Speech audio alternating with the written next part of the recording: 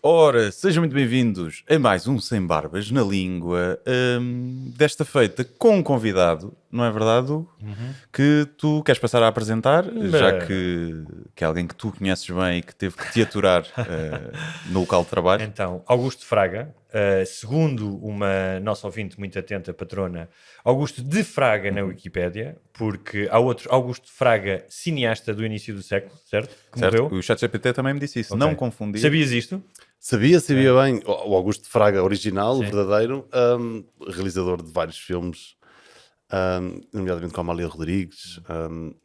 E como era internet e ele infelizmente não, porque entretanto já morreu, a internet começou a misturar-nos. Então várias páginas apresentam a minha fotografia como tendo morrido em 2010.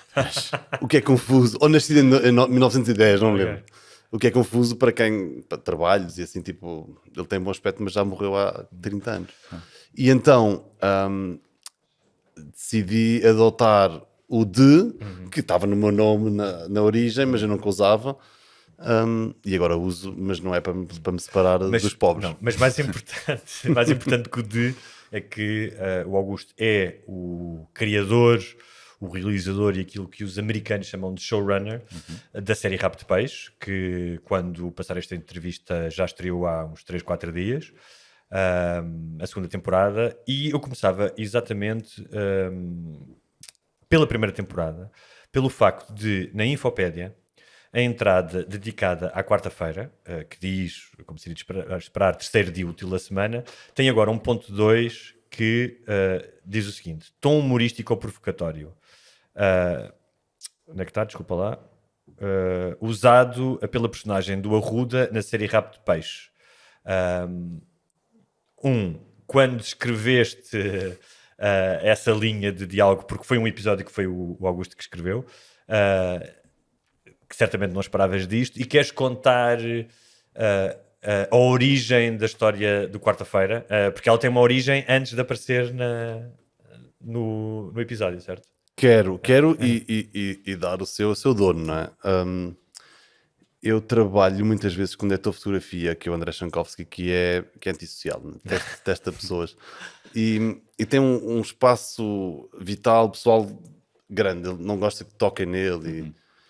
E quando as pessoas estão a comer e fazem barulho, incomodam muito. É assim esta pessoa. Tem muito talento, mas também tem este lado. E nós filmamos muitas vezes na China, e esse espaço vital na Ásia, muito povoada, é menor, não é? Ocupam-se espaços que nós aqui não ocuparíamos.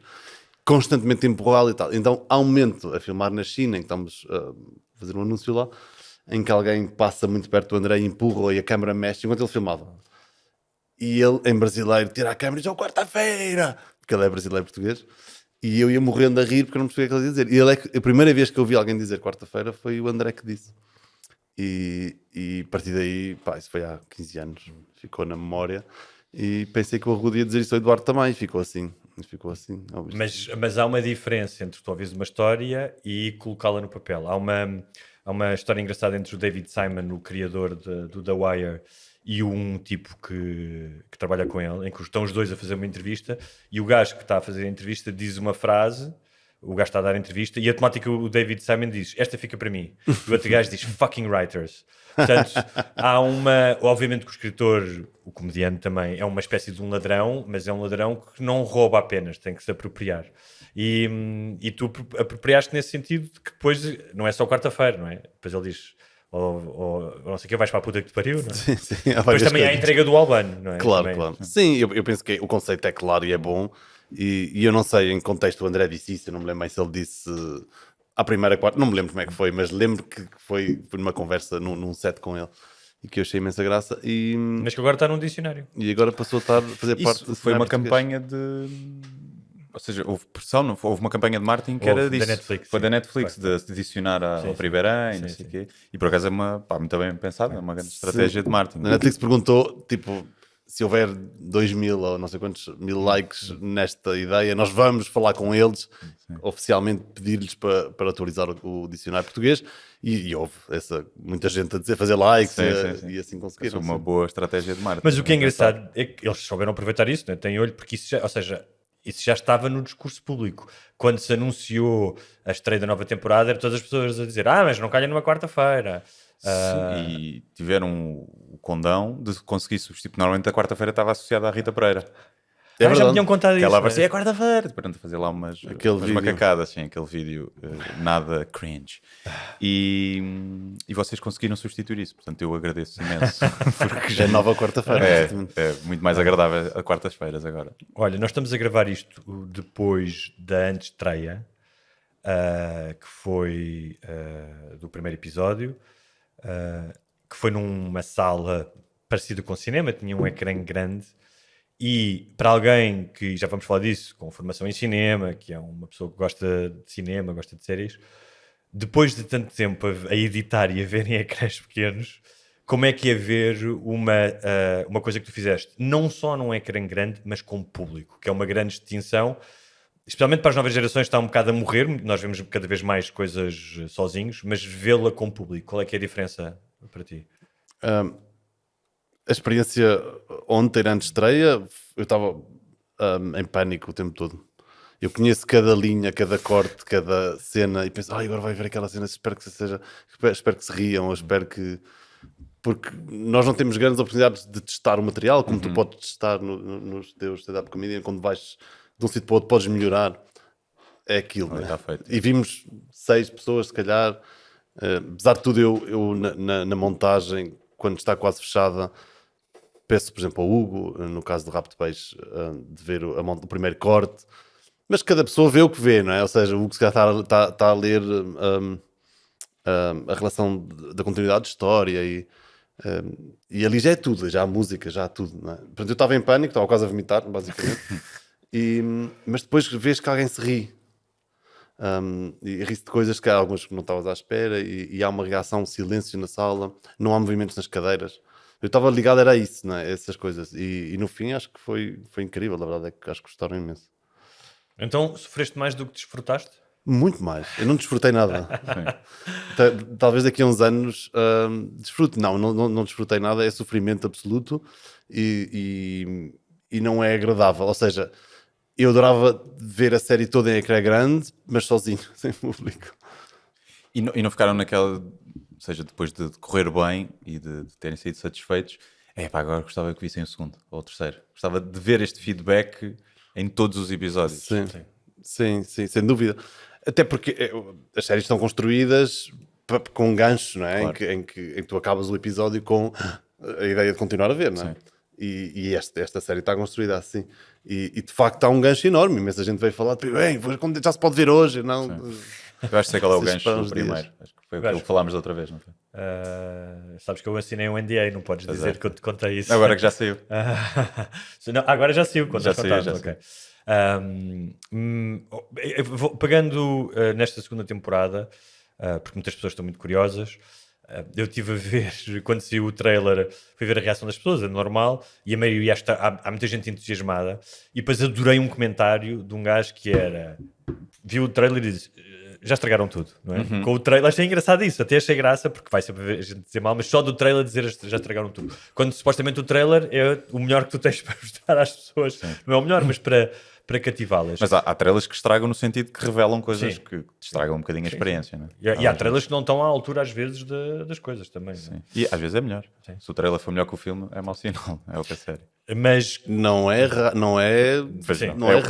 Bastante comum até, não é? Mas sabes que há duas escolas de pensamento à volta dos trailers, não é? Uma é estás-me a estragar a experiência porque estás-me a fazer spoilers, e a outra da qual eu participo, que é mostra como é que vai ser esta experiência. O que é que vai ser? Vai ser sobre momentos emocionantes, momentos de ação, momentos de tensão entre eles. E agora vamos ver como, não é? Que é o importante. Claro, mas se for o sexto sentido, não podes mostrar. Exatamente, dar esse exemplo. Se for o sexto sentido, não podes mostrar que afinal o Bruce Willis está morto. Para quem não viu, o filme tem para aí 20 e tal anos, mas pronto. Sim, também é um tipo de narrativa diferente. Mas, e estes spoilers nunca os fazemos nos trailers, mas tens de contar alguma coisa sobre o que é isto, qual é o tom, qual é que tipo de série que vais ver. Era isso que eu ia perguntar, sobre contar, porque a primeira temporada beneficia de uma premissa que não é única, porque acontece em alguns sítios do mundo, Droga, Vida à Costa, mas é única naquele sentido, como foi contada no sítio que é nos Açores. e da primeira para a segunda temporada perde-se esse efeito quase de exótico, não é? Da premissa exótica. Para as pessoas que estão curiosas, o que é que tu tens a dizer do que é que ganhou a segunda temporada em relação à primeira? Eu penso que nós temos a sorte de nos libertar da âncora da realidade, não é? Portanto, ao construir as histórias, nós já tínhamos as personagens muito, muito sólidas, e acho que o que atrai na série são os personagens mais do que o plot, mais do que a droga que dá à Costa, que afinal não deixa de ser um dispositivo, não é? Mas é o Eduardo, é a Sílvia, a relação entre eles, é o Rafael, é a loucura, a energia que eles têm. Acho que todos nos reconhecemos facilmente naqueles anos, naquela inocência, tudo é possível. E depois é uma situação extraordinária que é interessante todos imaginarmos o que é que nós faríamos se tivéssemos um morto, que desfazer-nos dele, não é? Ou se tivéssemos que esconder não sei quantos quilos de cocaína da polícia. Já toda a gente, se calhar, tivesse a conversa com os amigos num café, não é? Se eu encontrasse uma mala com dinheiro ou com droga. Ou... Exato, e a verdade, e isso também eu acho que faz parte do segredo da escrita, é que nós não sabemos, não é? Nós três, se no caminho para cá eu atropelasse uma pessoa que era uma turista americana e dissesse, pá, antes de começar a gravar, pá, Hugo, preciso mesmo da tua ajuda numa coisa, e abri o porta-bagagens e lá estava a turista morta, não é? Pá, não é assim tão fácil gerir isso. Tu farias o quê? Ias chamar a polícia? Provavelmente ias, porque és um homem responsável. Mas eu dizia, Hugo, eu também tenho uma coisa contra ti. E dava um segredo, não é? Dizia-te qualquer coisa ao ouvido. Onde eu quero chegar é que não é assim tão fácil desfazer-se de um corpo. E nós íamos começar a improvisar e ia correr mal, provavelmente é o que eles fazem. Eu tenho um sistema, já pensei nisso. Está muito bem pensado. Não vais contar ou podes contar? Não vou contar. Para não seres para não te Pode ser usado contra ti. Houve há pouco tempo alguém num podcast que revelou que tinha cometido um crime. Não é? Sim. Que Não sei. atropelou, né? Não sei se conta antecipadamente. O que é que eu acho que... Portanto, as personagens são as mesmas, a âncora da realidade desapareceu, portanto agora é tudo mais, melhor e maior, não é? Partindo dessas personagens, há uma maturidade. O Eduardo tornou-se mais adulto, porque aprendeu com os seus erros e agora tem que gerir as consequências. E eu acho que a segunda temporada tem tudo o que tem a primeira, em mais. Acho que é mais emocionante, acho que é mais divertida. Mas uma pergunta agora para os dois, ou seja, terem perdido essas amarras da história real, não é? Que tinham no início e que serviu como ponto de partida. Ou seja, por um lado sentem-se mais livres, mas por outro não sentiram que faltava, tipo, se esta história tivesse mais pontos em contacto com a realidade, que muitas vezes interessa às pessoas, não é? Que tinha sido melhor, ou a liberdade de poderem, ok, já fizemos aquela parte, agora podemos ir para onde quisermos, sem termos que ouvir críticas das pessoas a dizer isso é mito, isso não aconteceu. Exato. Não, eu penso que nós tivemos sempre o cuidado de ir procurar pontos de ligação com a realidade. Alguns são culturais, e na segunda temporada há uma personagem nova que é que é Paula Oliveira, que interpreta, que é uma líder de um gangue, que foi quem perdeu a droga. Okay. Que foi ter aos Açores, eles venderam essa droga e não foram pagos, portanto agora querem receber essa droga, mas ela não é só uma líder de um gangue, ela tem uma relação muito forte com os Açores, e isso tem a ver com a história dos Açores, com a imigração para o sul, para Florianópolis e etc. Portanto, à medida que nós escrevemos, mesmo nas coisas, na criação de personagens, tentamos sempre que houvesse essa ligação com a realidade. Que existe uma líder de um gangue brasileiro em Florianópolis interessada em conhecer os Açores de onde o seu avô era. Pá, se calhar não existe. Mas é interessante porque Mas podia. existe a ligação dos Açores com o sul do Brasil. Exatamente. Mas respondendo à tua pergunta, essa preocupação, já desde o início, e que era algo que o Augusto tinha presente e as pessoas que estavam envolvidas na escrita abraçaram logo rapidamente. Aliás, uma das primeiras coisas que ele fez nas primeiras reuniões foi deu-nos um livrinho com as gírias de São Miguel, não é? Daí aparecer tantas vezes a palavra blica e naião. Né? Exatamente, bem útil, que eu agradecia de que pudéssemos trazer para o dicionário nacional, porque blica é ótimo. Sim. Pincha da mãe também. Pincha da mãe. Mas já podemos falar talvez mais da questão dos Açores, mas nós tivemos sempre esse cuidado de elementos da história local, fossem eles mais folclóricos, como a religião, ou mais históricos, como a questão da imigração, a questão dos deportados, ou seja, o facto do Uncle Joe falar inglês, porque existem centenas, se não milhares de açorianos que cresceram nos Estados Unidos e que depois foram deportados e que voltaram aos Açores e que estão ali numa terra de ninguém e alguns nem falam português. Utilizar isso não apenas como uma espécie de anúncio ao turismo dos Açores, mas que beneficiasse a nossa narrativa. Ou seja, há aqui um elemento dramático que favorece as nossas personagens, que é uma boa história. E acho que esse pode ser um dos segredos da série. E em relação aos desafios da segunda temporada, havia alguns, porque há um desafio de continuidade. É curioso porque nós, quando escrevemos a primeira, não estávamos a pensar que ia haver uma segunda, mas ficaram coisas em aberto que se calhar foram inconscientes, mas que nos permitiram agarrar, não é? Especialmente o fim. E é muito desafiante e divertido, acho que foi muito divertido, quando tens esses nós para desatar. Ou seja, quando estás numa sala de escritores e dizes, ok, como é que nós vamos solucionar isto da maneira mais interessante? E às vezes está 2, 3, 4 dias a partir a cabeça para contares aquilo da forma mais interessante e mais cativante também. Portanto, eu não senti que fosse... que houvesse uma amarra em relação... Que a realidade fosse uma amarra e que nós fôssemos prejudicados por não ter esse evento que despoltava a série. Então, já que falámos da segunda temporada e só um pequeno sneak peek, o que é que tu podes dizer em relação à terceira? A terceira temporada... Deixa-me só dizer que está escrita, filmada e editada. Sim. E que estreia quando? Isso não sabemos. Não sabemos. Não. E eu acho que foi uma grande sorte. Nós na sala temos a oportunidade de... Ou seja, grande parte das séries só se faz uma temporada. Não falo da Netflix, falo em geral de todos os streamers. Dessa pequena parte em que se faz uma segunda temporada, muito poucas se faz uma terceira temporada. E assim sucessivamente até uma quinta, que são já raridades, como Stranger Things, e já são unicórnios. Nós temos a sorte deles pedirem-nos 2 temporadas juntas. Ou seja, nós começamos a escrever a segunda e 2 semanas depois tivemos a novidade de que afinal íamos escrever 2 temporadas e não só uma. O que fez com que nós pudéssemos olhar para a série, pelo menos na altura pensamos assim, como 3 atos de uma grande história. A terceira temporada é o terceiro ato da história destas pessoas. Portanto, tudo o que acontece na segunda que eleva imenso os desafios e os riscos, depois vai ter consequências que são inevitáveis na terceira temporada. Mas há todo um novo objetivo do nosso protagonista, que na primeira e na segunda é mais ou menos o mesmo. Na terceira é um objetivo novo, talvez mais nobre, mais ligado provavelmente à pessoa que ele é. E portanto há todo um desafio a cumprir. E, ou seja, isso quer dizer que foi feita para não haver uma quarta, de certeza. Mas se vos pedirem, estão lixados, não é? Que respondes tu? Tu é que és o convidado. Eu tentei não responder. Não sei, eu penso... é tão bom a forma como nós, acho eu, chegamos à terceira temporada e como a resolvemos, que eu acho que não pode ser melhor numa quarta. Sim. Assim, nós vivemos em Portugal e apesar da carreira internacional do Augusto, especialmente na publicidade, já falaremos disso, mas que também se está a internacionalizar, obviamente, depois de Rabo de Peixe, a verdade é que não há muitas oportunidades para, por exemplo, falo no caso de um guionista português, escrever uma série como esta, ou seja, é possível até, poderia acontecer, que eu nunca mais faça na minha vida um projeto desta dimensão. Sim. Espero que não, mas... Então, seria difícil se a Netflix chegasse e dissesse... olha, querem fazer uma quarta temporada, talvez seria difícil, nem que fosse por questões monetárias, eu dizer que não.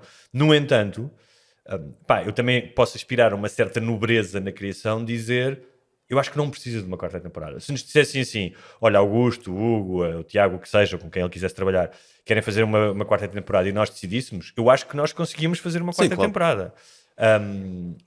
E se calhar sem cagar a pintura.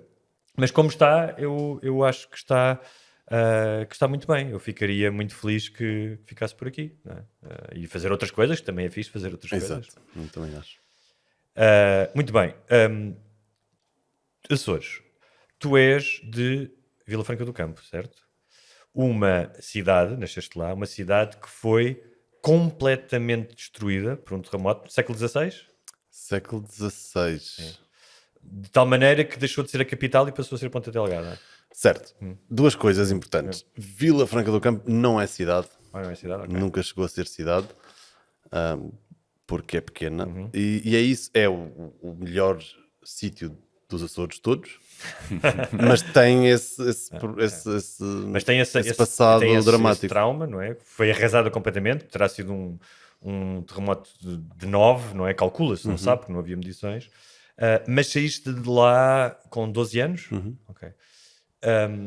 De que maneira é que esses anos formativos, que são anos muito formativos da infância e da primeira adolescência, te marcaram a pessoa que és e o realizador que és? Eu vivia nem em Vila Franca, eu vivia numa pequena freguesia que era a 1,5 km de Vila Franca, e todos os meus amigos da escola primária eram lavradores, filhos de lavradores. Portanto, a minha vida era ligada às vacas. Meus pais não trabalham disso, mas toda a minha infância com a minha família era o campo e os animais. Portanto, eu nem sabia bem. Depois eu fui percebendo várias coisas, mas para mim a natureza era a portas abertas, né? Sempre na minha casa. Portanto, eu tive uma infância super feliz. Somos 4 irmãos, eu e mais 3. 2 rapazes e 2 raparigas. Portanto, passávamos o dia juntos no campo. Íamos a pé para a escola, íamos a pé para a praia. Portanto, era esse tipo de vida. Depois, quando vim para o continente, meus pais foram para a Universidade de Aveiro. Portanto, eu fui para Aveiro. E descobri várias coisas. Uma é um apartamento, o conceito de um apartamento. Que eu nem sabia que existia, que as pessoas viviam umas em cima das outras. É um conceito estranho, não é? Para quem nunca viveu. Nem sabia que existia isso. E descobri que tinha pronúncia, porque nas aulas riam-se cada vez que eu falava. E descobri também neve, nunca tinha visto neve, não é? Fomos à Serra da Estrela um dia. Portanto, há várias coisas que marcaram, mas esses anos dos Açores, essa liberdade e sairmos à noite, ou seja, era uma vida completamente aberta. Eu não jogava futebol na rua, porque a gente jogava futebol onde queria, né? não era só na rua. Tipo, e eu continuo a sentir-me assim, livre, não é? Então esse regresso, porque pode sempre dizer, não, ele obviamente aproveitou os Açores, porque as paisagens, as histórias, a mitologia dos Açores, mas e que podem ser aproveitadas em termos dramáticos e para construir esta série, não é? Sem dúvida. Mas há uma viagem interior, sentimental, quando tu vês estes episódios e... Completamente. Porque depois de Aveiro vivia em Braga, depois vivia em Barcelona, depois vivia em Nova Iorque, vivia em vários sítios do mundo. Fui descobrindo que era o que eu chamo profundamente açoriano. Ao ler o Antero de Quental, a Natália Correia, o Vitorino Mézio, os autores açorianos, ao conhecer melhor a história dos Açores, eu comecei a perceber que sou mesmo açoriano. E quando aterro nos Açores e a porta do avião se abre, aquela umidade, eu sinto-me em casa. É o único sítio que eu me sinto em casa realmente. Não me sinto em casa no continente, em nenhum sítio. Casa é os Açores. Tu és tão açoriano que saíste dos Açores, como muitos açorianos. Como todos os açorianos. Sim, e todos os meus amigos de infância. Eu lembro-me de ter conversas, porque eu vivia no continente e ia de férias. Os meus amigos que confundiam, eles falavam nas Lisboas. E não estamos a falar de pessoas muito, muito humildes. Estamos a falar que para eles conheciam Boston e conheciam Massachusetts, conheciam Califórnia, super. Lisboas, era uma coisa genérica. Aveiro não era nada concreto, era um sítio nas Lisboas. E isso é agora, estamos a falar há muito pouco tempo atrás. Não havia relação nenhuma com o continente e uma relação enorme com os Estados Unidos. Portanto, na série, tudo isso que foi a minha infância, os barris da América, as coisas que vinham, os que nós comíamos, as roupas que usávamos, a relação que tínhamos com a Levi's ou com outras marcas claramente americanas, que depois no continente não existiam. Queres explicar, só desculpa lá este texto, mas é uma coisa que aparece na segunda temporada, que é o barril da América, que é um conceito genial. É isso, eram os nossos imigrantes enviavam em forma de barril, eram caixas, mas em forma de barris, cheios de coisas, roupa que compravam nos malls, baratas e tal, e vinham roupas, e vinham para nós os quindins, que são os candies, né? Que eram sacos de repousados de caramelos, do mais barato que há, do mais, hoje em dia provavelmente proibidos na União Europeia. mas Porque para nós era incrível. Era um evento enorme quando chegava um barril. Incrível. Quando algum vizinho recebia, pronto, as roupas ficavam, mas havia sempre alguns repousados que eram dados às crianças e canetas e lápis e coisas as que nós enviamos hoje para outros lados. E vocês reenviavam no mesmo barril depois bacalhau, batata, chouriça. Talvez. E esses barris eram guardados, não é? E as pessoas usavam para depois guardar coisas e ainda existem, não é? Achas que se não fosses dos Açores, nunca terias tido interesse em criar esta série? Ou seja, se esta história fosse noutro sítio, fosse na Madeira, por exemplo, se a história fosse na Madeira e tivesse dado à costa cocaína lá, nunca se calhar tinha despertado o interesse de criar a série? Eu acho o contrário. Eu acho que o evento é super interessante, não é? É surreal. E apesar de acontecer várias vezes, já aconteceu em vários sítios, é sempre interessante e irónico de alguma forma. Eu acho é que eu não teria, talvez ganhe o concurso da Netflix se não tivesse sido dos Açores, porque eu escrevi uma série sobre os Açores onde aconteceu isto. Sobre este evento já se tinham escrito outras séries e acho que há essa autenticidade ou essa verdade que está por trás, eu acho que lhe dá um ingrediente que talvez é único. Porque a história em si é interessante, mas sem esse ingrediente único destas personagens, toda esta relação com a América, a questão do vídeo, tudo isto que é na primeira temporada e depois na segunda, são coisas que eu vivia, não é? Eu lembro, só para dar um detalhe, a ideia do videoclube onde nunca chegam novidades é uma coisa que eu vivi. Eu lembro perfeitamente que eram sempre os mesmos filmes. E já nos ríamos, os amigos, porque não havia filmes novos. Quando chegava um filme novo era de vez em quando. Tipo... Estavas a contar isso e vou partilhar isto. É engraçado a quantidade de vezes que pequenos episódios ou observações do Augusto sobre aquela vida, mas também do Francisco, que estava na primeira temporada, que também é um açoriano, resultavam em enredos ou em lugares. Por exemplo, o videoclube é isso. Tu falas disso, não é? Da questão de nunca chegavam novidades, e depois alguém começa a falar, então, mas se ela trabalhasse num videoclube, porque antes ela ia trabalhar noutro sítio, não é? Ela trabalhava na loja de fotografia. Uma loja de fotografia, e depois num videoclube, claro que sim. Pois, olha, e porquê que o Eduardo, para lhe dar alguma coisa, como muitos, se calhar como tu, gosta imenso de cinema, então ele... o Eduardo tem sempre referências a cinema, ou seja, há várias referências ao Scarface, por exemplo, e outros filmes, que era normal naquela... E o Matrix na primeira temporada. Exatamente, no Matrix, ou seja, um miúdo que tinha 25 anos em 2001, teria aquelas referências todas. Então há muitas coisas onde ele está a falar com o pai... No primeiro episódio começa a chover, é o sítio onde o Antero de Cantal se tentou suicidar, não é? E suicidou-se. Suicidou-se, à segunda tentativa, não é? Mas matou-se. Que é mesmo uma cena poeta, não é? Nem sequer consegue matar com o primeiro tiro, tem que ser dois. É completamente ineficaz com as mãos, não é? É um homem de cabeça, não serve para nada. Mas há uma série pôr o dinheiro na santinha, logo no primeiro episódio. Há uma série de questões relacionadas com a cultura que vinham desse teu conhecimento e que dão uma cor à série, acho eu, porque são coisas um bocadinho exóticas para quem está de fora, mas também dão um tesão dramático, ou seja, fazem a história avançar. Não sentiste isso em todas as temporadas? Pensares... Há bocado estamos a falar dos barris da segunda temporada, mas certas coisas da terceira também, não é? Se pensarmos, não podemos dizer. Sim, ou seja, também escrever contigo, com o Tiago, com o João Tordo, com o Francisco, com todas as pessoas que estiveram na sala, há muitos momentos que são muito pessoais, que requer uma sensibilidade especial para marcá-los, para guardá-los, não é? Que nós aproveitamos, não é? Uns dos outros. Eu lembro-me, há muitos episódios, a série toda são... Ou seja, o funcional da escrita é nós sabemos que ele gosta dela, mas ela está com outra pessoa. Isto é o funcional. Nós queríamos este triângulo amoroso e tal. Mas isso como é que se transforma numa cena interessante, não é? Isso foi através do videoclube, de subtextos, de coisas que não se dizem, por exemplo. Mas muitos outros momentos da série, as melhores cenas são sempre aquelas que são escritas com base em coisas muito verdadeiras que os guionistas viveram, ou que sentem, ou que lhes dói de alguma forma, ou traumas, e acho que nós usamos isso sempre, e acho que talvez isso também tenha feito com que a série seja mais verdadeira, não é? O Hemingway dizia isso: descobre onde é que te dói e escreve acerca desse sítio de onde é que te dói. Eu não sei como é que tu és escritor de verdade, não é? Eu só escrevo guiões às vezes, mas escrever para mim é realmente sangrar, não é? É um sofrimento, ou seja, eu muitas vezes chorava na escrita. Porque estás a falar... Isso nunca me aconteceu. Eu sei, Hugo, mas... Mas tu és uma pessoa mais sensível do que eu. Não, tu também és sensível e eu sei que a gente pode falar de menos sensíveis teus. Mas são diálogos com o meu irmão, ou diálogos com o meu pai, ou diálogos com pessoas com quem eu não fui justo, ou em que tu vais recuperar isso e de alguma forma te libertas, ou fazes uma limpeza de coisas que, pelo menos dentro de ti, não é? Que usas as personagens para dizer coisas e fazer coisas e resolver-te a ti.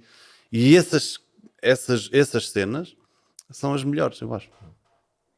Não choraste a escrever O Filho da Mãe nem O Filho do Pai? Nunca chorei a escrever. Pois eu chorei a ler O Filho do Pai. Também, eu o do pai ainda não li, mas o da mãe veio umas lágrimas aos olhos algumas vezes, porque significa que és meio psicopata. Não, é que eu já... E eu é que tenho a fama. Não, não, a questão é, para as pessoas me perguntam isso, é quando tu estás a escrever, estás tão concentrado, se calhar até numa releitura posso me ter emocionado num parágrafo ou outro, mas todas aquelas coisas que as pessoas sentiram em segunda mão ao ler o livro, eu senti e na primeira mão, ou seja, uma coisa é senti-las e depois é escrever sobre elas. Às vezes até é preciso essa distância para tu sublimares e conseguires expressá-lo de uma forma que seja cativante e eloquente, não é?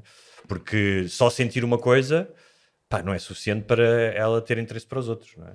Claro. Sim, mas sentir... Sim, claro. Mas sentir uma coisa já é garantia de que vais procurar uma verdade e depois Claro, é mais técnico, não é? A partir Até daqui. porque não fizeste cá também o livro com o objetivo de fazer chorar as Não, pessoas. não fiz. Não é? fiz. Se fizesses... Sim. Por exemplo, quando estou a escrever uma coisa, que é muito raro acontecer, eu estar a escrever e rir-me quando me lembro daquilo, mas quando isso acontece eu sei, ok, isto vai ser bom. Vai ser bom. Se eu me rir aqui sozinho, isto à partida vai ser bom. Não sei.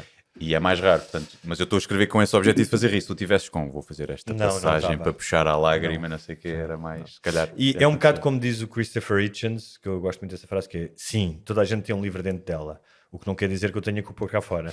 Já pode ficar dentro. Pode, há uns pode ficar dentro. Tens alguma pergunta? Posso? Não, estás a encaminhar muito bem.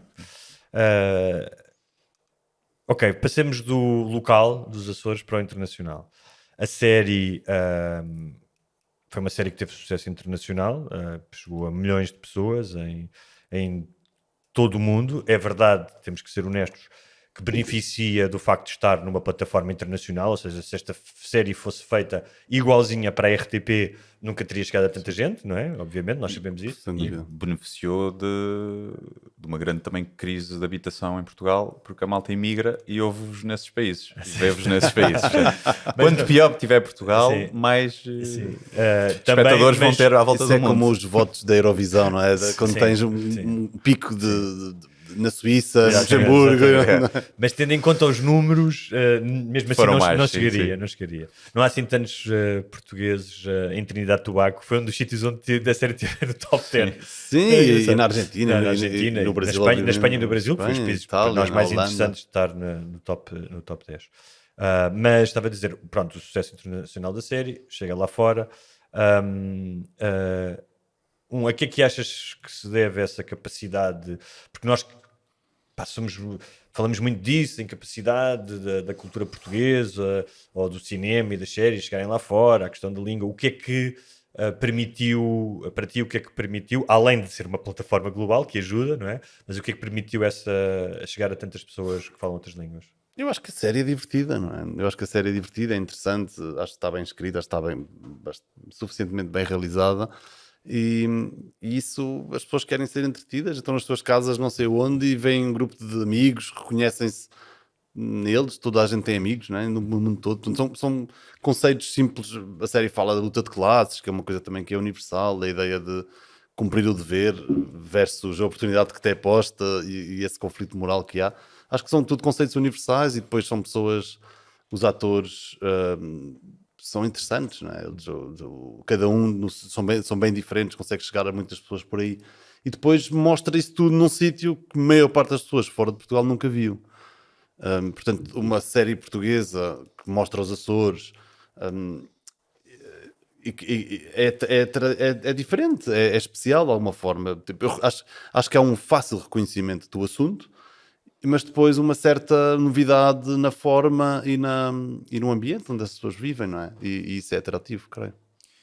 E achas que é possível chegarmos a um ponto em que conseguimos ter uma série portuguesa que tem um sucesso que outras séries que não são em língua inglesa conseguiram ter, como o Squid Games, Casa de Papel. Casa de Papel. Apesar do espanhol é mais fácil, né? Ainda assim, é muito mais falado. Mas deixa-me só dar mais chega, desculpa, é que estás a falar de 2 países que são potências do audiovisual. A Coreia do Sul e a Espanha, não, sem desprimor algum para as séries, mas são lugares onde se faz muita coisa. Sim, e mesmo em termos culturais, quer dizer, a Coreia já está muita cultura, né? O K-pop e uma série de coisas estão impregnadas em São muitos países. exportadores de cultura, claro. Sim. E será que é possível conseguirmos ter uma coisa dessas? Nós temos uma coisa dessas. Os números de rabo de peixe Sim. são não tão grandes, obviamente, como a Casa de Papel e o Squid Game, mas não ficaram atrás nas estatísticas, ou seja, estão nesse caminho. Sim. Ou seja, num grupo de séries grande, Rabo de Peixe está mais perto do Squid Game do fundo da tabela. Do que o fundo da tabela. Sim. O que prova que sim, claro. possível. Agora, porque é que Squid Game em particular, o criador da Casa de Papel, 5 vezes tentou reproduzir o êxito. Não é reproduzir o êxito, fazer outra série que não conseguiu ter tanto êxito uma Casa de Papel. Acabou de estrear uma agora. E são boas séries, também em castelhano, grandes atores. Uma outra não são assim tão boas. Certo. Mas também feitas e também feitas, escritas. sim, tem dinheiro para fazer. E está tudo bem, exato. E aparentemente são boas séries. Tem o espanhol, tem grandes atores espanhóis, tem algum Star System espanhol. E mesmo assim não chega aos números do Casa de Papel. Porquê? Mas Já há um lado Pois é, aquele fator que não é bem mensurável, não é? Sim, há um lado que às vezes fatores de sorte, que é não é? sorte, acaso, oportunidade, tudo isso. Mas há outra coisa que eu acho que é mais palpável e vou dar essa à chega e depois gostava que também acrescentasse alguma coisa, que é, nós falamos de uma série espanhola e uma sul-coreana, onde há uma indústria, Claro. ou seja, seja de séries, seja de filmes, há estrelas. As estrelas sejam elas a dirigir, tu sabes diretores espanhóis, sabes diretores coreanos. O Augusto foi ao aniversário da Netflix, 10 anos de Netflix, não era em Espanha, e disse-me, Espanha, o ano passado, fez Netflix Espanha, não é o país, fez 30 séries. Não é? Mais do que se fizeram em Portugal todo, ou seja, de todas as plataformas e não sei o quê. E tu também precisas dessa estaleca, tu precisas que as pessoas que fizeram Rato de Peixe e outras séries façam mais séries. Os guionistas escrevam mais, os realizadores façam mais coisas, porque só assim é que tu evoluís. E eu acho que a vantagem do Augusto para isto, apesar de, obviamente, sou suspeito porque trabalho com ele e temos uma relação pessoal, é uma cabeça muito especial, mas também é um gajo que traz uma grande bagagem, traz muitos anos a filmar lá fora, em publicidade, e que, portanto, tem essa estaleca e que trouxe outras pessoas. Mas há mais gente, se calhar com visões, com a capacidade de visão que ele tem, e que simplesmente não conseguem trabalhar com a mesma assiduidade que se trabalha em Espanha ou Coreia. E eu acho que isso também vai mudar quando o paradigma ou a indústria que ainda não temos em Portugal permitir às pessoas trabalhar mais vezes. Concordas? Acham que a língua não é uma barreira então definitiva? Hoje em dia, não. Que já não é. A prova está na série coreana que referiste tanto. Sim. Se há língua difícil, estranha Sim, e sim. inusitada e que não nos diz nada... Sim, a língua aliada ao tamanho do país e à falta de, por exemplo, Hoje em a dia música acho que muito portuguesa. menos. Porque é que nunca houve um cantor ou uma Sim. banda portuguesa que fosse tão grande? Mas a música Quando depende muito da Tiveste o sonoridade. Psy, não é? Olha, foi lá dos coreanos outra vez. Sim. Tens o espanhol, o Bad Bunny, Sim. é o gajo mais Sim. ouvido do mundo. Mas é Nunca tiveste. que o audiovisual depende mais do que a sonoridade. Depende de muitas coisas. Depende da dramaturgia, depende da qualidade. A música é muito fonética, não Mas é? você, pensando tanto no Psy como no Bad Bunny, não prova isso que nós podemos ter... Ou seja, o Bad Bunny é de todos os que cantam em castelhano, porque o Bad Bunny? Sim.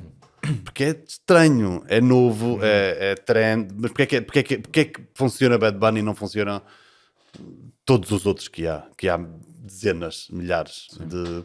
Eu acho que tem a ver com a originalidade, tem a ver com a língua também, mas não parece que a língua seja um fator, não quero chegar. Acho que o Rabo de Peixe é um exemplo, mas as plataformas de streaming acabou a questão da língua. Porque, meus amigos, estávamos ontem com um produtor amigo nosso do Canadá, ele viu a série dobrada em inglês. E as pessoas Ou em vêm com Itália... outras vêm com legendas. Outras com legendas. E podes optar dezenas de línguas, tanto em dobragem como em legendas. Dentro de muito pouco tempo vais ter uma dobragem feita com inteligência artificial, em que a boca mexe igual e é a voz do ator a falar na língua que tu quiseres. Eu percebo que isso traz questões éticas e talvez vá prejudicar com certeza o mercado de trabalho dos dobradores, locutores, não é? Mas esse para mim é o passo que falta para ser mais fácil ainda aceitar as versões, as séries de outros países. Porque a dobragem, por muita boa vontade que é, quando não há lip sync, há uma sensação de falso, de alguma coisa não está a correr bem aqui. Para mim, o mundo ideal seria o Zé Condessa com a voz do Zé Condessa a falar coreano perfeito. Sim. Sabes? Que eles distinguem, isto é coreano do norte. Não, do norte não. Isto é coreano das ilhas. Das ilhas, exato. Mas olha, já que estamos a falar disso, queria-te perguntar sobre a indústria ou a falta dela em português. Eu acho que talvez Rabo de Peixe seja, pelo menos nos anos recentes, o fenómeno audiovisual que de alguma forma os portugueses mais se identificam ou mais aderiram, mas tu tens outros fenómenos em países estrangeiros e eu falo muito contigo sobre isso. Dou 2 exemplos. Em Espanha tens o Pátria, que fala sobre que primeiro foi um livro que vendeu mais de 1 milhão de exemplares e depois foi uma série da HBO. Tens recentemente o filme brasileiro Ainda Estou Aqui, que também fala de no caso de Espanha é aquela ferida da ETA, do terrorismo, no caso do Ainda Estou Aqui, da ditadura. Porque é que em Portugal, que não deixa de ter também a sua história e os seus traumas, ainda não conseguimos fazer um produto que tenha esta dimensão e que tenha este alcance? O que é que falta? E eu acho que aqui há uma diferença, deixa eu fazer este reparo, que é, eu acho que em Portugal, nos últimos 10 anos, ou até nos últimos 5, se cresceu mais em termos de série do que nos últimos 30, e no cinema isso não aconteceu.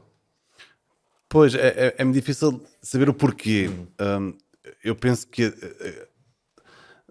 ir abordar temas fundamentais da nossa história, desde a descolonização aos traumas do 25 de Abril e pós-25 de Abril, que são assuntos recentes, ainda pouco falados, não é? E pouco resolvidos, talvez. Se for abordado de um ponto de vista para dentro, é difícil que tenha um impacto, não é? Ou seja, já se fizeram muitos filmes. Eu gostei imenso dos Capitães de Abril, que é um exemplo, para mim, positivo de como se abordou essa parte da nossa história. Mas há muitas abordagens em cinema, sobretudo, que são uma seca. São uma seca e não percebes bem o que é que está a acontecer. Onde eu quero chegar não estão escritos, nem pensados, nem realizados para realmente chegar a um público e para ter um impacto. Ainda Estou Aqui é tudo o contrário disso. Fala de um assunto muito sério, mas com uma narrativa impecável, uma performance. Mas não impecável. Achas que há uma espécie de um viés, um preconceito, quase um estigma dentro do mundo do cinema, de que é de chegar às pessoas é tu estares a subverter a tua arte, quando deveria ser o contrário? Ou seja, esta ideia de que se tu chegas a pessoas, então é porque o produto não interessa. Isso é absurdo, porque tens produtos de grandíssima qualidade, se pensares em realizadores como o Scorsese, se pensares em realizadores até como o Almodóvar, que chegou a um público muito grande, claro, sem comprometer a sua qualidade. Mas não há aqui uma espécie de um glitch na forma como se pensa o cinema em Portugal que mina esta ideia de que se vai chegar a muitas pessoas, então não presta. Tem que ser inatingível e chato. Eu penso que é um meio incrivelmente classista. A ideia é vocês, os que não sabem desfrutar da alta cultura, vocês são artesanatos, não é? E nós somos arte. E esse Portugal já não existe. As universidades estão cheias de pessoas que estudam, tiram licenciaturas e viajam. Já não é só uma elite que viaja. Portanto, o cinema que ainda é feito em Portugal, ou muitas vezes é feito por apelidos compostos, vive nesse universo para dentro de uma elite que se acha que, se as pessoas percebem, é porque vocês estão a fazer alguma coisa mal. Mas isso vão acordar. O cinema português tem que acordar, não é? Assim como eu acho que a criação de televisão acordar para o público, porque senão vai extinguir-se. Aliás, cada ano há menos espectadores, há menos pessoas interessadas, há mais repúdio, há mais humor à volta do cinema português e só não vê quem não quer ver, não é? Nós somos provavelmente o país na Europa em que, em quase todos os países da Europa, os filmes nacionais, ou os filmes da língua nacional, estão ali nos primeiros 3 lugares. Em Espanha, acho que em França é o francês, inquestionavelmente. Em Espanha, acho que o espanhol e o americano estão ali tac a tac, o espanhol deve vir em segundo. Mas a língua é de facto, ou seja, coisas tuas são de facto uma motivação para as pessoas irem ao cinema. Um enorme orgulho. É o contrário. Sim. Ou seja, as pessoas estão completamente divorciadas do cinema português. Mas Não eu- tanto da ficção, atenção. Sim, por exemplo, fazendo paralelismo com a música outra vez, houve essa inversão na música. Sim. Hoje em dia, pá, os tops de Spotify Com e a assim, comédia, tu tens imensos... As pessoas enchem teatros com a sim, comédia. com a comédia também, mas aí com a comédia também não via muito. Vias era menos e só de um ou dois. E alargou-se o espectro. Não consumias também muito de fora, acho eu. Tinhas a Britcoms, Monty Python, mas não via muito. Mas sitcoms, vá. Mas na música isso mudou completamente. As rádios antes tinham que ter cotas para passar aqueles 5% ou o que era de música portuguesa e hoje em dia passam muito mais porque são... Eu penso, Hugo, e provavelmente não vou ter. Não vou, nem toda a gente vai gostar do que eu vou dizer. Eu penso que o foco tem estado sempre no público, na ideia de temos que formar público, como quem forma uma criança a comer comidas Um exóticas. bocado como o Stalin que obrigava as pessoas a ir ao balé. Tem que educar o palato do A público. ideia de educar o palato. E eu penso que devíamos virar a atenção para criar obras que sejam apelativas para um público geral. Um público que é formado. Eu não estou a dizer fazer só comédias de situação de pessoas a cair porque tropeçaram. Sim, mas nós temos dois exemplos. O Pátria e o Ainda Estou Aqui são duas peças de arte dramatúrgica, seja como estão filmados, como estão escritos, como estão representados. Tu não podes dizer que aquilo é Os Malucos do Riso, ou que os criadores dessa série ou desse filme, de alguma forma, contemporizaram e disseram, vou fazer isto mais fácil para chegar a mais pessoas. De todo. Aquelas pessoas têm uma visão... Eu penso também que isso já acabou. Eu acho que agora é uma questão de... Ou seja, já explodiu. Sim. E agora é uma questão de começar a aparecer Vai à os novos... escola, vai ver o que está, vai as pessoas mais novas, vai ver as candidaturas do ICA, mais no cinema do que na televisão, cá estou a dizer. Eu tenho uma teoria para isso, que vai um bocado ao encontro de tu ou do que nós falámos aqui, e que tem a ver com o facto de hoje estar um bocadinho mais velho e mais maduro, que é, tu quando és jovem, tens muito fascínio pelas coisas que não percebes bem, porque achas que de alguma forma ter acesso a elas, em algum momento as vais compreender, seja a música alternativa, um filme mais... Eu lembro quando fui ver o Thin Red Line, do Terrence Malick, que revi agora, e que é um bom filme, atenção. Incrível. Mas que eu vi aquilo e aquilo para a minha cabeça explodiu, porque eu nunca tinha visto uma narrativa daquela maneira, com a voz off. Mas não deixa de ser, desculpa interromper, não deixa de ser o melhor filme do Terrence Malick, É o melhor filme do Terrence na Malick. minha opinião, Sim. e não deixa de ser uma abordagem super interessante à guerra, de Claro, facto. Ou seja, eu se visse hoje um filme... É um filme de autor. É um filme de autor... Mas é um filme que chega às massas. Sim, mas que fala de uma coisa que é super interessante, a solidão de um soldado. Porquê é que eu estou aqui? No Sim, meio sim. deste nevoeiro, lembra das situações, e a minha mulher em casa, e porquê é que eu estou aqui? E são E- 3 horas disso, não é? Sim. 2h40. Eu vi há pouco tempo, sim. Mas estava a dizer que então há esta ideia de que às vezes as coisas menos perceptíveis são mais interessantes. E depois tu percebes ao longo da vida, vais vendo várias coisas, vais vendo séries, vais conhecendo, não tem necessariamente de ser assim. Pode haver coisas aparentemente simples, e às vezes a simplicidade dá muito trabalho, que tocam no nervo certo. Não é? E eu acho que em Portugal o que se criou, até por uma falta de dinheiro, de financiamento, de indústria, criou-se uma espécie de uma farsa, de uma aldrabice. E a aldrabice é, para se conseguir continuar a fazer estes filmes, criou-se esta ideia de que, olha, nós fazemos este tipo de cinema, que é o cinema de autor, que é um cinema muito difícil, que lá fora tem imenso reconhecimento, o que não é verdade. Nós nunca ganhámos um festival de classe A. Alguns filmes são bem criticados e chegam a alguns lugares, mas tu nunca ganha, um filme português nunca ganhou Cannes, nunca ganhou Berlim, nunca ganhou Veneza, não é? E países mais pequenos ganharam. Mas criou-se esta ideia de que nós estamos a fazer uma coisa muito especial, mas que na verdade não é tão especial assim, não chega a tantas pessoas assim, mas beneficia ainda um pouco daquilo que tu disseste, um Portugal que já não existe, que é, se eu não percebo, então é porque deve ser muito inteligente. E para mim isso é uma farsa completa. Sim, e eu já agora acrescento que é, tu disseste que Portugal e tem tido prémios em festivais importantes. Eu acho que isso é completamente Mas irrelevante nunca de classe A, para a cultura sim, portuguesa sim. e para o objetivo que devia ser o Estado apoiar o cinema Mas essa é a português. narrativa que Certo, eu digo mesmo que tivesse ganho Cannes e Berlim, e todos os anos ganhássemos o melhor filme em Cannes e em Berlim, se isso não tivesse um reflexo direto na cultura portuguesa, na cultura, Claro. na compreensão de quem somos, porque é que estamos aqui, na união das comunidades, as pessoas falarem, visto o filme, nunca tinha visto as coisas, que mudasse as coisas de alguma forma, ou simplesmente entretesse os portugueses. Agora, se ninguém vai ver, é irrelevante se ganham em Cannes ou em Berlim. Parece-me. Ou seja, é ego. Só para quem criou e quem produziu e quem fez esses filmes é que é interessante.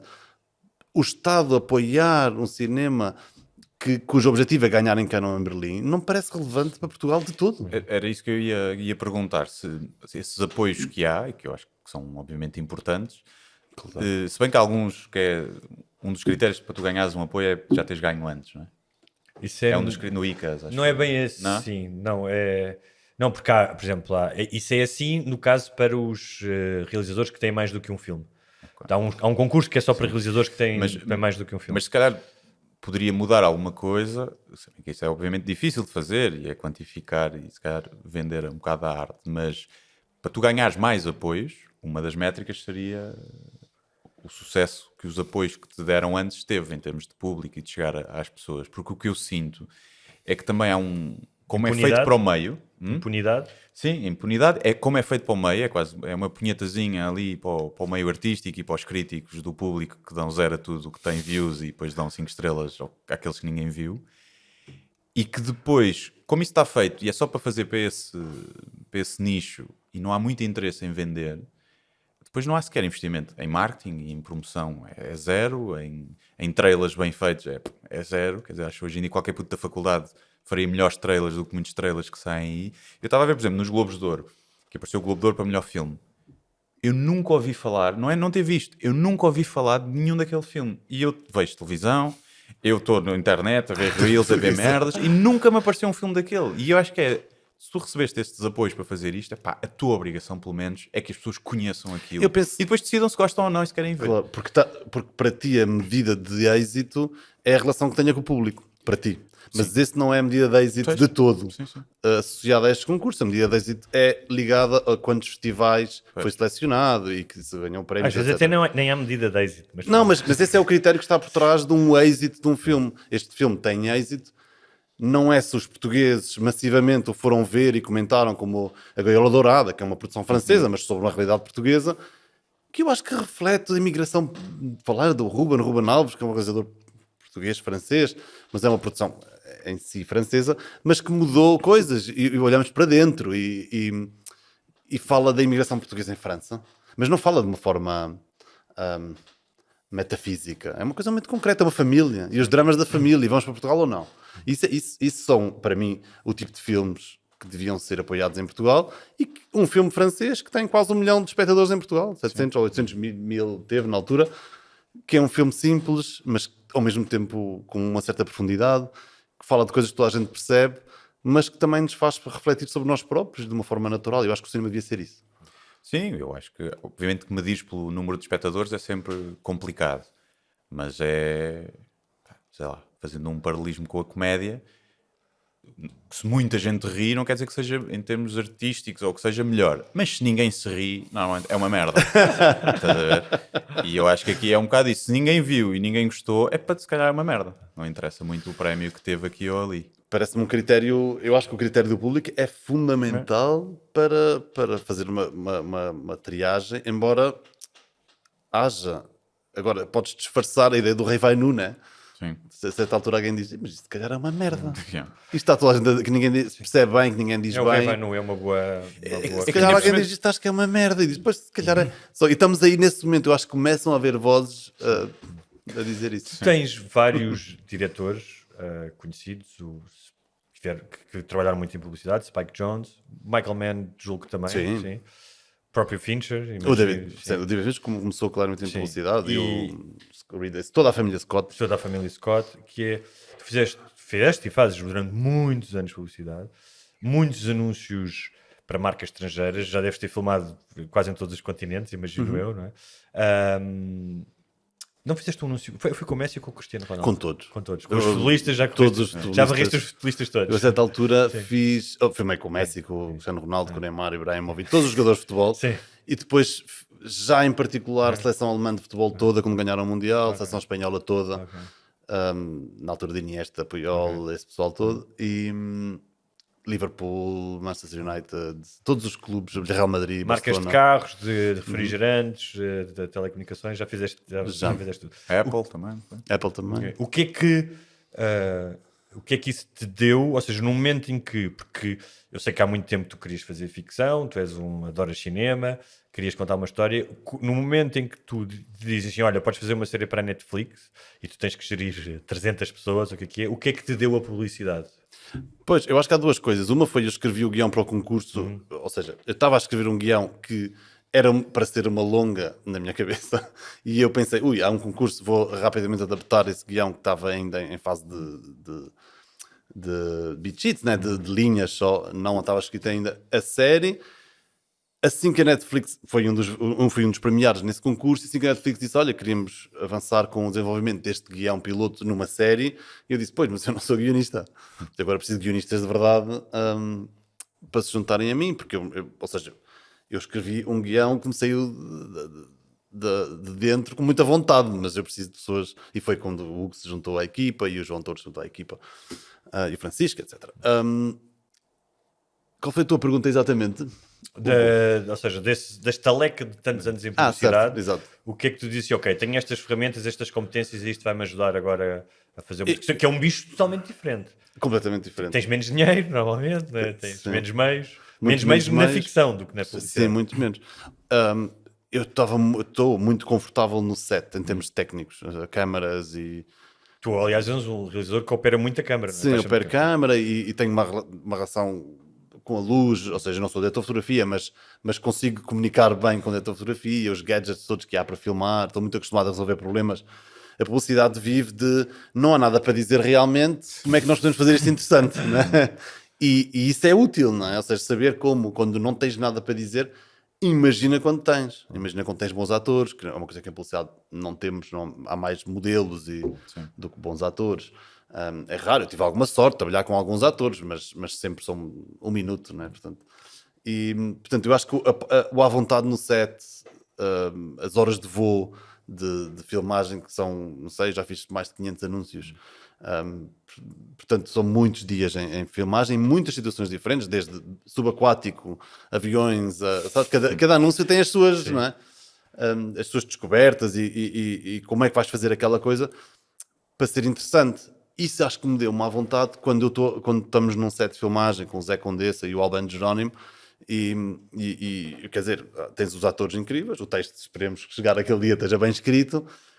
Eu tinha muita vontade em gerir a câmara para trazer mais à cena, ou o contrário, de sentir, e acho que talvez esse foi o grande elogio que eu recebi na realização de Rabo de Peixe, é que a câmara é muito dinâmica, ou seja, há uma intenção de câmara que vem vem dos meus anos de publicidade, não é? Que a câmara é usada para contar a história e não é só... Quando eu digo a câmara, quer dizer, onde é que está a câmara, se move, não se move, que tipo de enquadramento é que faz, que tipo de lentes é que usa, mas a câmara como o todo é parte da linguagem que ajuda a contar a história. Nós, no primeiro episódio da segunda temporada, que já saiu entretanto, não é?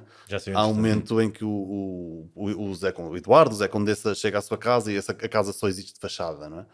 Ele perdeu tudo, já não tem nada. E ele abre a porta, só existe a fachada, e nós vemos, e ele também ao mesmo tempo, que atrás só há mar, já não há casa, foi destruída porque vão requalificar aquela zona ribeirinha, não é? E a câmera não se para de mexer, a forma como a câmera é posicionada naquele momento, e depois como essa sequência acaba com um plano de drone que vai para o mar e o deixa pequeno, enfim, mini, num plano está a ajudar a contar a história. Não é porque olha para mim, sei usar um drone. Claro, há uma função narrativa que eu acho que essa parte eu sinto mais à vontade. E que o espectador só percebe a um nível quase subliminar, ou seja, ele está-lhe a dizer alguma coisa, mas ele não está a pensar, ele está a fazer este plano afastado com um drone que é para eu perceber que ele está sozinho e isolado na ilha. Né? Se o espectador pensar isso é porque está mal feito, não é? Mas ou porque é alguém do meio. Esse é alguém do meio, tem o defeito de Mas deixa-me só acrescentar uma coisa que tu disseste. Tu falaste agora muito da questão da realização, mas que para mim foi importante quando comecei a trabalhar contigo. Lembro-me numa das primeiras conversas, nós estávamos a falar da importância da escrita e o Augusto disse logo desde o início que a escrita é onde começa tudo. E isso é a música para quem escreve, porque uma das coisas que tu sentes muito em Portugal é que mesmo quando há boa vontade não há tempo para escrever, pedem-te uma série e dizem, olha, daqui a um mês tens que ter 5 episódios, e parece bem, não há quem. E não é por acaso também que ele se calhar foi buscar 2 romancistas na primeira temporada que também são guionistas e na segunda mais um guionista que tem muita experiência de escrita e que também escreve romances, que é o Tiago. Mas eu acho que isso foi muito importante, ou seja, um realizador que diz, que sabe, que assume isso, que é tudo começa na escrita. Porque tu tens muitas pessoas em Portugal que até são bons realizadores e depois querem fazer tudo ou não querem trabalhar com guionistas, porque o realizador pode trabalhar com o guionista e desenvolver a história. E depois cagam a pintura, não é? Eu também não posso ir a eu não tenho a pretensão de ir a um set e dizer, olha, mete ali uma lâmpada e mete aqui a câmera, porque não sei, não é? No máximo poderia aprender. E lembro-me que tu contaste uma história que tinhas visto até, não sei se foi no Canadá, nos Estados Unidos, um realizador português, numa espécie de uma talk, não é? A dizer, guião, eu não preciso de guião, eu não faço nada com guião. E até, repara, até pode haver filmes em que tu podes não recorrer a um guião e recorrer a improviso. Mas, no geral, há uma centena de anos que há uma indústria cinematográfica e há guiões por uma razão, não é? É a mesma razão que na comédia, se calhar, tu quando vais para um palco falas para um microfone, também há uma razão para isso. Há um meio técnico que é útil. Também há quem diga, não, eu não preciso escrever, vou ao palco e dizer umas coisas que anedotas. normalmente é uma merda. Mas daí, Guilherme, é que pareça isso, não é? Tu pareça que sobes a um palco e que o Guilherme naturalmente vai tendo uma ideia atrás da outra e vai encadeando uma coisa com outra. Mas eu penso que há aqui duas maneiras de ver a coisa. Uma coisa é tens um alvo na parede e atiras os dardos e acertas ou não no centro. Outra coisa é, não tens alvo, atiras dardos e depois pões o alvo. Sabes? Que são duas maneiras diferentes de abordar. Ou seja, eu filmo coisas e depois na montagem, era isto que eu queria fazer. Isso é bom numa lógica estruturada, não é? Que é, vamos ver o que é que dá. Olha, afinal não era um drama, não era um thriller, é um filme introspectivo, poético. E a protagonista é a senhora da limpeza, não era exatamente quem a gente tinha pensado. Isto é o dia-a-dia em muitas produções nacionais. E falando ainda do teu caminho na publicidade e do que isso pode ter ou não ajudado, não sei como é que vocês, sei algumas coisas, em termos de não terem o controlo absoluto, não é? De tudo, porque há muitas camadas, não é? Até de decisões. A publicidade ajudou-te, se calhar, a não seres tão controle para mim, para as reuniões. A não seres tão controle freak, a saberes que faz mais parte, porque calculo que na publicidade já seja uma coisa muito fechada e que seja difícil implementar tantas ideias, porque já está ali agências e a marca e investidores e o que seja. Achas que isso ajudou para conseguires lidar com vários players? Vamos falar Sim, assim, sem dúvida. Eu acho que há dois tipos de players. E a não te doer tanto quando tem que se cortar uma coisa ou assim. Honestamente, a única coisa que me interessa é a qualidade da série. Portanto, se a ideia é minha, se é do Hugo, se é tua, não me interessa. É-me irrelevante. É diferente. Quantas ideias eu trouxe para cima da mesa e a sala de escritores disse... E eu supostamente sou o chefe, né? Teoricamente, que não é nada disso, mas são ideias minhas que eu vinha... Eu tenho aqui uma... E pá, não é boa. Não é boa. O Hugo dizia que não era boa, o Tiago dizia que não era boa, ou quem tivesse... Dizia, pá, bom trabalho, pensa mais nisso. E eu aceitava isso na boa, assim como fazia o mesmo com eles, a mesma coisa. Portanto, de onde vier a ideia. E depois eu parto do princípio, e é onde eu dizia que há dois tipos de players. Há uns que te arrastam para o abismo, ou seja, as tuas ideias estão-te a arrastar para um sítio que tu sabes que não vai correr bem e vais acabar por cair e vai ser uma merda. E às vezes as pessoas são importantes no processo, ou seja, são hierarquicamente superiores, então é preciso gerir como é que, até aí tens que pôr um travão mesmo, dizer, olha, esse caminho, imagina, dá um exemplo prático, não houve isto, mas imagina que eu vi uma pressão para escolher determinado ator ou atriz para um papel que não funcionava. Aí eu tenho que pôr um travão e dizer, não vai acontecer. Não aconteceu isto, mas imagino que deve acontecer muitas vezes nas produções. Já há vários casos em Hollywood de atores que foram impostos e depois, no caso de Michael J. Fox, do Rest of Tour, que começaram com outro ator e depois de 2 semanas ou 3 de filmagem disseram, vamos para onde queríamos originalmente, mas havia alguém no estúdio que tinha uma ideia brilhante. Portanto, eu acho que aí há um ponto que é os que te empurram para o abismo. E depois há o resto tipo de players que são pessoas que acho que compartem contigo a ideia de fazer a melhor série possível.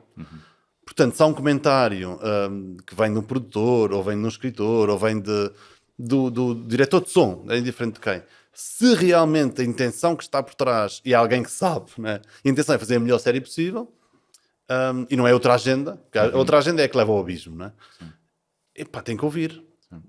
Vier de quem venha. E eu acho que isso, o meu papel é proteger a ideia original, essa coisa pequena e frágil que é a ideia original, porque também há muitas ideias que podem ser giras, mas, ou seja, eu não posso transformar numa galinha sem cabeça num set, não é? Sim, agora vamos fazer isto, fazer aquilo. Não, ok, mas há um caminho aqui, porque há muitas ideias boas, e havia uma frase que nós dizíamos que é, não estou à procura de outra ideia, estou à procura de uma ideia melhor. Não preciso de outra ideia, já tenho uma ideia. Se é melhor, sim. E eu acho que aí está o papel, no meu caso, do showrunner, eu dou realizador, se não houver showrunner, que filtra dessas boas intenções todas, coisas é que são realmente importantes, o que às vezes pode ser... Sim, a intenção pode ser boa, mas a ideia é ser má, não é? Ou é só outra ideia. Ou ser diferente da É visão. isso. O ser diferente não é suficientemente bom para muito. Houve muitos casos desses que era essa ideia é só diferente, também é boa, mas não é melhor, é só diferente. Sabe? Eu acho que uma das coisas que funcionou na sala de escritores, que, como tu dizes, onde tudo começa, era essa ideia de que as pessoas estavam viradas para o que é melhor para a série. Eu lembro, por exemplo, na história do Bryan Cranston, que faz de Walter White no Breaking Bad, mas que entrou várias vezes no Seinfeld. Ele diz que um dos melhores gags dos papéis dele no Seinfeld foi, durante os ensaios, o eletricista que lhe disse: olha, e se tu fizesses uma coisa? E ele diz: pá, ideia brilhante. E que acho que o Seinfeld se cagou a rir quando ele fez aquilo na gravação. E aplicando isso à sala de escritores, e no caso na experiência das últimas temporadas, que quem escreveu, estavam mais pessoas, mas quem escreveu era eu, o Tiago e o Augusto, havia da nossa parte, em todo momento, a vontade de o que é melhor para a série. Ou seja, não é, mas a minha ideia é melhor, mas eu acho que deve ir por ali. Não. E porque trabalhar numa sala de escrituras isto é importante, e nós temos algumas perguntas até depois nos patronos, de pessoas que estão curiosas, que querem começar a escrever, que é, não é apenas tu teres ótimas ideias, tu escreveres bem, teres visto muitos filmes. Tu tens que saber trabalhar numa sala de escritores. E saber trabalhar numa sala de escritores é... tu estás a trabalhar como um organismo para a frente. É uma engrenagem. É uma engrenagem. Não és a máquina. Exatamente. E tens que saber fazer parte dessa engrenagem e saber quando é que deixas uma coisa, quando é que tens que insistir. Eu dou-te um exemplo. Havia uma questão na primeira temporada que eu estava em desacordo com o Augusto, como aconteceu várias vezes. E às vezes ele ouvia-me e às vezes era a visão dele. E houve uma vez em que nós estávamos ali os dois e a determinada altura o Augusto disse: mas eu quero mesmo fazer isto. E quando eu percebi que ele queria mesmo fazer isto e que não valia a pena eu estar a dar a minha ideia, eu automaticamente disse: qual é que é a melhor forma que eu tenho de responder ao pedido dele escrevendo a melhor cena possível? E isso é, se querem um conselho às pessoas que estão a começar a escrever, e hoje em dia muitos, pá, tu não és sempre o autor. Como diz uma amiga minha espanhola que eu adoro, este ditado galego, que é: tu não podes ser a noiva em todos os casamentos. Portanto, quando alguém me chama para fazer uma série, eu estou a pôr a minha criatividade, aquilo que eu sei, à disposição daquela pessoa. E é o meu dever dizer: isso não é bom, isso não é mau, não vais por aí. Mas no final é a visão dele. Percebes? Eu não sou o mega supra autor, a primadona, que fico ofendido porque a minha ideia não funciona. E eu acho que o contrário que estavas a dizer, acho que é importante e que se vê, acho que em poucos projetos, ou nota-se quando isso não acontece, que é quando o realizador, ou o criador, ou o chefe, seja do que for, isto acontece tanto em empresas como em cenas dessas, se rodeia de yes mans, que tu chegas lá com uma ideia e eles, sim, ótimo, é incrível. E depois entra tudo e no fim não fica uma coisa bem feita. A liberdade das pessoas que estão, vamos dizer, que foram contratadas, de poderem dizer que não ao chefe e que aquilo é uma ideia de merda, acho que é importante em todas as áreas. E grande parte das ideias numa sala de escritores são ideias de merda. Yeah. Ou são caminhos, às vezes, e parte de uma ideia que é dita por um dos escritores é transformada por outro noutra coisa, ou diz: olha, se calhar não serve para isso, mas há uma cena que nós estamos a discutir também, que não temos solução, que se calhar é a solução para essa cena. Sabe, é engraçado que às vezes estava a ver os episódios e eu já não sabia quem é que tinha tido a ideia inicial, porque alguém diz uma coisa, mas o outro pega e o outro desenvolve. As melhores ideias eram minhas. Assim. E depois ele dizia: agora escreve isso. Agora escreve como eu digo. Eu vou dizer, eu era um monge-copista. Ele ditava e eu estava lá com a minha letra, que eu tinha uma letra muito bonita. Não, mas depois também tem uma vantagem, que é, no fundo, o mérito é todo meu, sabes? Mas e daqui a 3 ou 4 anos ele vai buscar o ChatGPT para a próxima série, já não vai buscar a ti. Muito bem, olha... nós normalmente aqui costumamos dar no final sugestões. Nós ainda vamos deixar aqui, ainda vamos continuar esta conversa durante mais 25 minutos, meia hora, para os patronos. Para quem quiser continuar a ouvir esta conversa, sai um episódio no próximo sábado. O que é que tem que fazer, Guilherme? É ir a patreon.com/sembarbasnalingua e pagar. É um bocado isso. Subscrever, podem fazer anualmente, recebem um desconto de 15%. Se não é 3 eurinhos por mês. 3 euritos. Quanto é que custa anualmente? Só para... Porque eu não sou É fazer patrão. as contas, é 30, Certo. menos Acho que fica a 15. 30 euros. 30 euros? Ok. Acho que é. Mais ou menos, porque depois tem IVA, não é? tem os IVAs e não sei o quê. Pronto. Sim, mas é... Mas Metem no IRS que isto de certeza que abate. antes das nas sugestões, e se calhar podes pensar nisso, porque nós mandamos sugestões de coisas que temos visto, pá, normalmente são filmes, séries, livros, mas pode ser outra coisa, pode ser um restaurante, qualquer coisa do género. Mas eu ia-te fazer uma pergunta. É verdade que tu ouvias o nosso podcast, mas te queixaste porque ouvias no carro e quando ias levar os teus miúdos à escola e que nós dizíamos demasiados palavrões? Deixei de ouvir o vosso podcast quando lá os miúdos à escola, é verdade?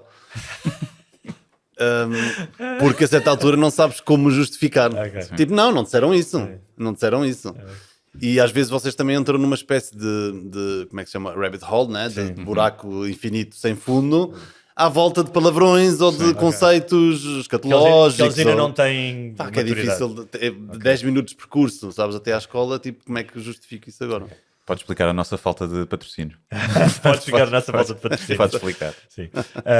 Então, sugestões. Vai pensando, Augusto. Eu vou sugerir duas coisas completamente diferentes.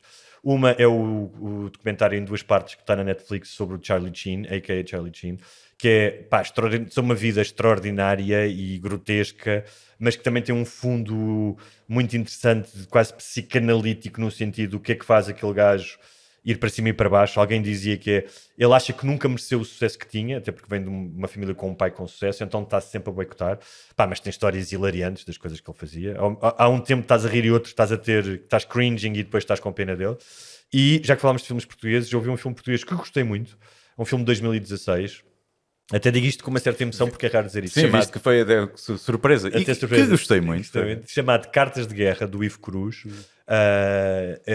Está muito bem filmado, é sobre a guerra colonial e que é baseado nas cartas que o António Lobo Antunes escreveu à mulher. O livro é quase todo voz off, não é apenas, mas e que são cartas lindíssimas e que mostram o que é que era ser mais do que um soldado, um médico em Angola nos anos 70. Está na HBO, aconselho.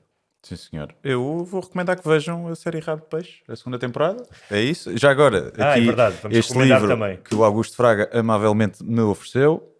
Vejam aí. Deve estar à venda em todas as livrarias, essas coisas. Ele está escutado, de Já facto. está escutado. Está Pronto. escutado. Então, olha. Então vou vender este no OLX. Mas não encontram mais online? caro. Online não conseguem comprar? Talvez consiga, mas a verdade é que escutou muito rapidamente. É um livro sobre a explica série. o que é o livro, exatamente. É um livro sobre a série, ou seja, sobre como se fez a série, como se faz uma série, pensado obviamente para fãs da série, mas sobretudo para pessoas interessadas no audiovisual. Isto Tem um grande... antes de eu ser Augusto de Fraga. Okay. Isso é mas deixa-me dizer uma coisa que é... Para quem não gosta de ler, tem imagens bonitas? Sim, tem muitas imagens. O livro visualmente é brilhante, é um livro muito bonito. E para quem quiser ver uma fotografia minha durante a pandemia com um barbão daqueles de pessoa que vive nas cavernas, está aí uma foto que é retirada das nossas conversas de Zoom, não é? Um print screen. Eu acho que foi dos motivos, essa foto, os motivos que fez com que se vendesse mais o livro. Foi, exatamente. Foi então queres alguma sugestão, além de Rabo de Peixe, temporada 2? Sim, ou seja, o último filme do Paul Thomas Anderson, eu diria que é o One Battle After Another, não sei se está traduzido em português ou não. Uma batalha depois da outra. Tem sentido que seja assim? Tá bom? Eu não consegui ver. Achei incrível, para mim é dos melhores filmes do Paul Thomas Anderson, o que é já de ser muito, não é? E epá, adorei a forma como está contada a história, acho que o DiCaprio está incrível, como quase sempre. O Sean Penn provavelmente é o papel da vida dele e é interessante a forma como está filmada, a utilização de música. É um grande filme. Muito bem, fica a sugestão. E fica a sugestão também para nos ouvirem no episódio especial Patronos. É isso. Portanto, até já ou até à próxima. Deus, obrigado.